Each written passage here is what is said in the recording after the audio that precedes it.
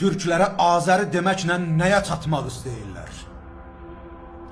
Baxın, Birinci Dünya Savaşından sonra Ruslar bizim əleyhimizə tam doğru və düzgün bir fikir elədilər. Və bu fikrin də dalında həm İngilis durdu, həm Pəhləvi üçün mənfəətləri bir idi. Və bizim ürəyimizdən bir bıçaq vurdular ki, hələ də çıxarda bilməmişik. Acı bir həqiqətdir. Tarix boyu biz bunlara qan utdurub ot yoldurmuşuq və bunlar bizim Türk adında birləşməyimizdən qorxurdular. Ona görə də bizim kültürümüzdən, hüviyyətimizdən və kimligimizdən zərbə vurdular.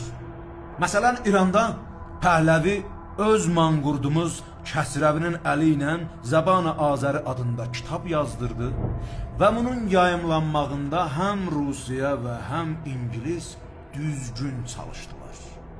İndi sən Azəri olanda nə olur, ya Türk olanda nə olur? Fərqi nədir? Sən Türk olanda Qacar olursan, Səfəvi olursan, Əşqaniyan olursan, Qəznəviyan olursan, İmparatoriya Ağqoyunlu olursan, Qaraqoyunlu olursan, Teymuriyan olursan, Xarəzmşahı olursan, sən Türk olanda Sumer olursan. Sən Türk olanda tarixə nöqtə qoyursan, tarix sənsiz mənasını itirir və gələcəcə əl uzada bilirsən. Amma sən Azəri olanda sənin keçmişin yox, kimligin yox, lap belə israğa günün yox. Niyə gərək səndə özgüvənlik, yəni ki, etimad benəfs ola ki, gələcəcə də, yəni ayəndiyə də əl uzada biləsən.